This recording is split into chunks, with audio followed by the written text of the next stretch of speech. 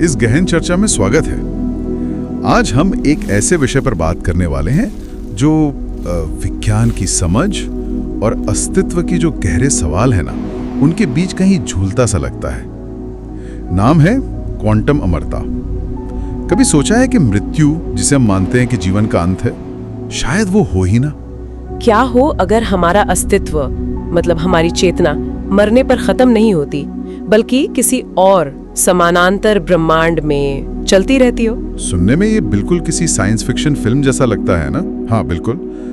लेकिन ये विचार क्वांटम भौतिकी की कुछ व्याख्याओं से निकला है। आज हम इसी पर बात करेंगे, खासतौर पर क्वांटम अमरता, अनंत जीवन का विज्ञान जैसे लेखों और आइडियाज पर। हमारा इरादा क्या है? इस हैरान करने वाले सिद्धांत को समझना, थोड़ा इसके वैज्ञानिक पहलू को देखना और फिर इसके जो दार्शनिक मतलब निकलते हैं उन पर सोचना। तो चलिए खोलते हैं इसे। तो ये जो पूरी बात है, इसकी जड़ क्वांटम भौतिकी की एक बड़ी अजीब सी व्याख्या में है, जिसे कहते हैं मैनी वर्ल्ड्स इंटरप्रिटेशन, अनेक विश्व व्याख्या। ये आई कहाँ से? क्या ये कोई मेनस्ट्रीम साइंस है? मेजरमेंट प्रॉब्लम कहते हैं। मतलब जब हम किसी क्वांटम सिस्टम को देखते हैं या मापते हैं तो उसका बर्ताव बदल क्यों जाता है? तो ये जो अनेक विश्व व्याख्या है, ये इस पहेली को सुलझाने का एक बहुत रैडिकल तरीका है। ये कोई स्थापित तथ्य नहीं है, हाँ, लेकिन फिजिक्स कम्युनिटी में इस पे बहस होती है।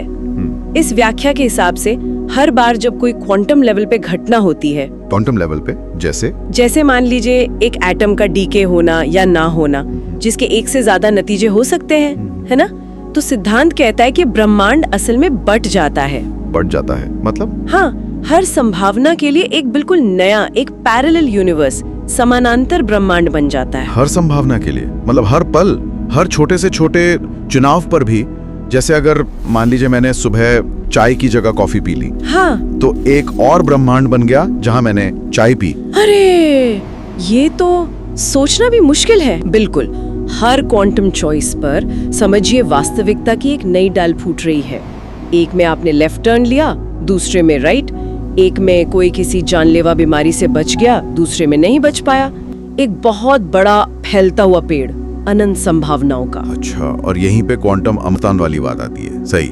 हाँ। इन अनगिनत ब्रह्मांडों और हमारी चेतना, हमारे कॉन्शियसनेस के बीच क्या कनेक्शन है फिर? हाँ, यहीं से बात थोड़ी पर्सनल और कह सकते हैं थोड़ी परेशान करने वाली भी हो जाती है। क्वांटम अमरता का सिद्धांत ये कहता है कि आपकी जो सब्जेक्टिव चेतना है, मतलब आपका जो मैं होने का एहसास है, वो हमेशा उसी यूनिवर्स की ब्रांच में बनी रहती है जहां आप जिंदा रहते हैं। एक मिनट, दोबारा बताइए। मतलब सोचिए, कोई घटना हुई जिसके दो नतीजे मुमकिन थे, आप बच के या आप नहीं बचे। MWI यानी मैनी वर्ल्ड्स इंटरप्रिटेशन के हिसाब से तो दोनों ब्रह्मांड बने, लेकिन क्वांटम अमरता ये कहती है कि आपका जो अनुभव है वो हमेशा बचने वाले ब्रह्मांड में ही आगे बढ़ता है। मतलब आपके नजरिए से आप कभी अपनी मौत को एक्सपीरियंस ही नहीं करते। क्या बात कर रही हैं? मतलब अगर ये सच है तो हमारे हर फैसले के साथ, हर पल के साथ हमारे अनगिनत वर्जन अलग अलग यूनिवर्स में बन रहे हैं, तो फिर असली मैं कौन हुआ? क्या ये जो एक जिंदगी हम जी रहे हैं, ये बस अनंत समंदर में एक बूंद जैसी है? ये तो आइडेंटिटी क्राइसिस जैसा लग रहा है। हाँ, ये वाकई हमारे अस्तित्व और पहचान की जो गहरी समझ है उसको चैलेंज करता है। अगर आपके अनंत आप हैं जो थोड़े अलग अलग जीवन जी रहे हैं, तो फिर पर्सनल आइडेंटिटी का मतलब क्या रह जाता है? ये उन गहरे दार्शनिक सवालों में से है जो ये सिद्धांत उठाता है। इस आइडिया को समझाने के लिए अक्सर वो श्रोडिंगर की बिल्ली वाला फेमस थॉट एक्सपेरिमेंट यूज करते हैं ना? हाँ। वो बिल्ली जो बक्से में बंद है और क्वांटम अनिश्चितता की वजह से जब तक बक्सा खोलो नहीं, वो जिंदा भी है और मर भी चुकी है। सही, बिल्कुल सही। वो एक्सपेरिमेंट क्वांटम सुपरपोजिशन का अजीब नियम दिखाता है कि कैसे कोई चीज एक ही टाइम पे कई स्टेट्स में हो सकती है जब तक उसे देखा ना जाए। अब क्वांटम अमरता के जो सपोर्टर्स हैं वो इसी लॉजिक को चेतना और मौत पर लगाते हैं। जरा सोचिए, कोई इंसान है जो जीवन और मौत के बीच झूल रहा है। अनेक विश्व व्याख्या कहती है ब्रह्मांड बट गया। एक ब्रांच में मान लीजिए दुर्भाग्य से फिजिकल बॉडी की डेथ हो गई, लेकिन दूसरी ब्रांच में जहां बचने की थोड़ी सी भी उम्मीद थी, चाहे कितनी भी कम क्यों ना हो, चेतना उस रास्ते पर आगे बढ़ जाती है। तो उस व्यक्ति के अपने एक्सपीरियंस में मौत कभी हुई ही नहीं। वो हमेशा उस टाइमलाइन पर रहता है जहां वो बच गया। ये तो या तो कमाल का है या फिर बहुत डरावना। हाँ, दोनों बातें हो सकती हैं। उस व्यक्ति के सब्जेक्टिव अनुभव के लिए तो वो हमेशा मौत को चकमा दे देता है, लेकिन हाँ, इसके जो नतीजे हैं वो बहुत गहरे हैं। अगर ये थ्योरी सही है तो क्या इसका ये मतलब नहीं कि हम सब एक क्वांटम लेवल पर अमर हैं? शायद वैसे नहीं जैसे हम कहानियों में सुनते हैं देवताओं के बारे में, लेकिन एक बहुत ही अजीब और अनजाने तरीके से, एक ऐसी अमरता जिसका शायद हमें एहसास भी ना हो। बिल्कुल, और ये फौरन ही जीवन और मृत्यु की हमारी जो पारंपरिक परिभाषाएं हैं उनको धुंधला कर देता है। क्या मौत वाकई में अंत है या सिर्फ चेतना का एक ब्रह्मांड से दूसरे में शिफ्ट होना है जिसका हमें पता ही नहीं चलता? और क्या ये चेतना को कम से कम अनुभव के लेवल पे फिजिकल बॉडी से आजाद बनाता है? ये हमें सोचने पर मजबूर करता है कि आखिर ये चेतना है क्या चीज। चलिए इसको थोड़ा और समझने की कोशिश करते हैं। मान लीजिए कोई भयानक कार एक्सीडेंट होने वाला है। टक्कर से बिल्कुल पहले के जो क्वांटम पल हैं, उनमें क्या होता है इस थ्योरी के हिसाब से? थ्योरी के अनुसार उस बिल्कुल क्रिटिकल मोमेंट में ब्रह्मांड की शाखाएं बनेंगी। एक शाखा में टक्कर जानलेवा होगी, लेकिन दूसरी शाखाओं में जहां शायद ड्राइवर ने आखिरी पल में स्टीयरिंग थोड़ा सा घुमा दिया, या टक्कर का एंगल थोड़ा अलग था, या कुछ और हुआ जिससे नतीजा जानलेवा नहीं रहा, व्यक्ति की चेतना उस जिंदा वाली शाखा में बनी रहेगी। तो उसके एक्सपीरियंस में या तो टक्कर हुई ही नहीं, या वो बस मामूली सी थी। उसे कभी पता ही नहीं चलेगा कि किसी और यूनिवर्स में उसका अंत हो गया। संभवतः है। और ये सिर्फ एक्सीडेंट्स पर लागू नहीं होता। कोई गंभीर बीमारी हो, कोई नेचुरल डिजास्टर हो, कोई भी सिचुएशन जहां मौत एक संभावित नतीजा है, सिद्धांत कहता है कि चेतना हमेशा जिंदा रहने वाले रास्ते को ही चुनती है, या यूं कहें कि अनुभव सिर्फ उसी रास्ते पर जारी रहता है। ये एक तरह का इन्फिनिट सर्वाइवल मैकेनिज्म बन जाता है। लेकिन यहीं पर मुझे थोड़ी सिहरन सी महसूस होती है। जैसा कि हमारे स्रोत सामग्री भी इशारा करती है, इसका एक डार्क साइड भी है। अगर चेतना हमेशा बचने वाले रास्ते पर ही चलती रहती है, तो क्या इसका मतलब ये हुआ कि उसे कभी रस नहीं मिलेगा, कभी शांति नहीं, कभी अंत नहीं? यही वो साइकोलॉजिकल टेंशन है जिसकी हम बात कर रहे हैं। एक तरफ तो विज्ञान की एक पॉसिबल, हालांकि अनप्रूव्ड व्याख्या है, और दूसरी तरफ अमरता का एक गहरा अस्तित्व से जुड़ा डर। अगर आपको कभी अंत नहीं मिलता, तो क्या आप अनंत काल तक अनुभवों के बोझ तले दबते नहीं चले जाएंगे? क्या हर मौत को चकमा देना आखिर में एक वरदान रहेगा या एक अभिशाप बन जाएगा? ये वाकई सोचने वाली बात है। हम अक्सर अमरता तो चाहते हैं, लेकिन क्या कभी सोचा है कि अनंत जीवन कैसा होगा, बिना अंत के, बिना आराम के? क्या होगा जब आप अपने प्रियजनों को बार बार खोते देखेंगे, अलग अलग ब्रह्मांडों में, जबकि आप हमेशा बचते रहेंगे? ये तो किसी बुरे सपने जैसा लगता है। हाँ, ये अमरता की जो रोमांटिक धारणाएं हैं, उनसे बिल्कुल अलग तस्वीर है। ये एक ठंडी मैकेनिकल अमरता हो सकती है, जहाँ अस्तित्व का कोई फाइनल स्टॉप नहीं है।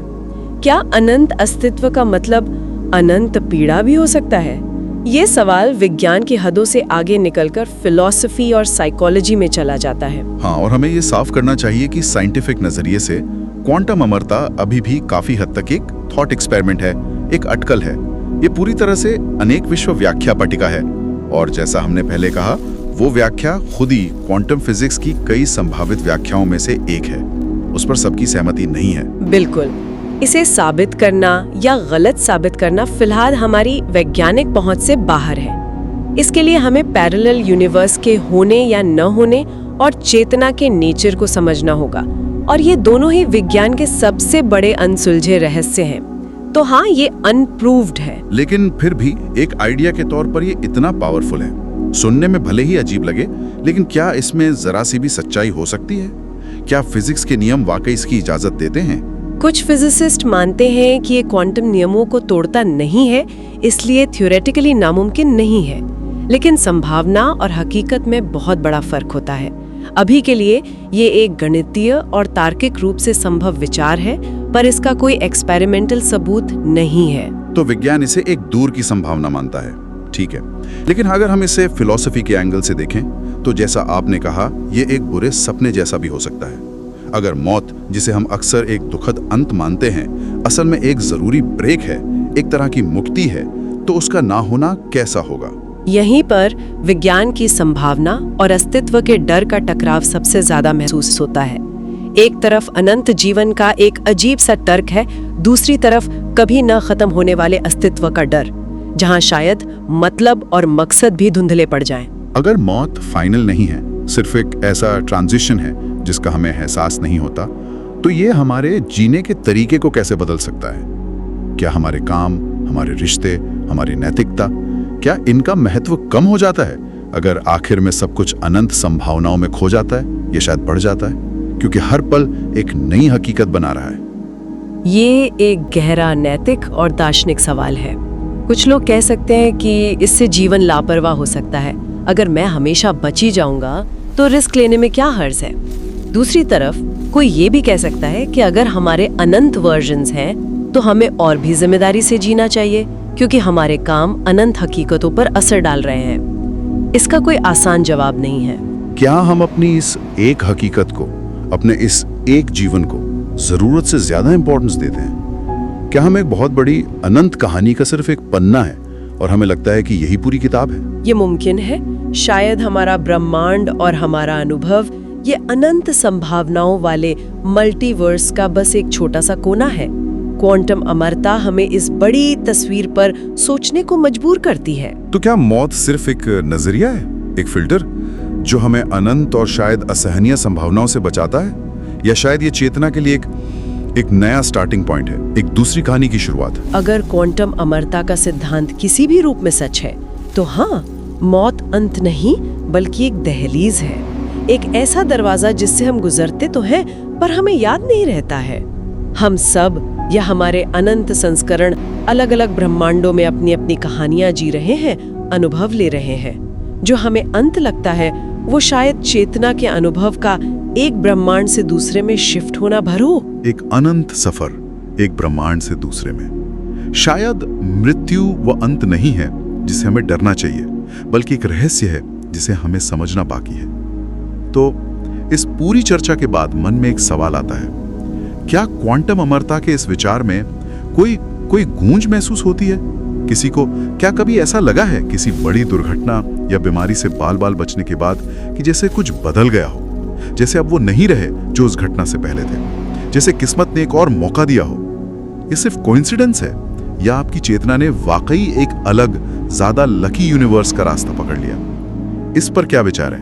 क्योंकि कौन जानता है, शायद ये वर्जन जो अभी हमें सुन रहा है अकेला नहीं है। शायद कहीं और, किसी और ब्रह्मांड में एक और वर्जन एक बिल्कुल अलग जिंदगी जी रहा हो।